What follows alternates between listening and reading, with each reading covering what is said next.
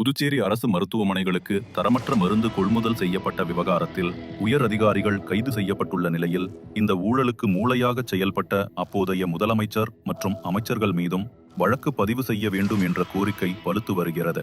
புதுச்சேரி அரசு மருத்துவமனைகளுக்கு தரமற்ற மருந்துகள் கொள்முதல் செய்ததாக வரலாற்றில் இதுவரை இல்லாத அளவிற்கு சுகாதாரத்துறையின் இயக்குநர்கள் உட்பட 6 பேரை லஞ்ச ஒழிப்புத்துறை கைது செய்துள்ளது. கடந்த காங்கிரஸ் ஆட்சியில் ஒவ்வொரு துறையிலும் ஊழலும் நிர்வாகச் சீர்கேடும் மலிந்துள்ளதை நிரூபிக்கும் வகையில் இந்த மருந்து ஊழல் நிகழ்ந்துள்ளது.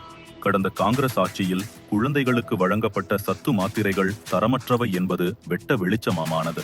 அதிகாரிகள் தன்னிச்சையாக எந்த முடிவும் எடுக்க முடியாது என்றும் இதற்கு மூளையாகச் செயல்பட்ட அப்போதைய முதலமைச்சர் மற்றும் அமைச்சரை ஏன் இந்த வழக்கில் சேர்க்கவில்லை என்றும் கேள்வி எழுந்துள்ளது. தரமற்ற மருந்தை வாங்குவதற்கு காரணமான அப்போதைய அரசு பொறுப்பேற்க வேண்டும் என்றும் அன்றைய முதலமைச்சரும் அமைச்சர்களும் இதற்கு பொறுப்பானவர்கள் என்ற குற்றச்சாட்டும் வலுத்து வருகிறது.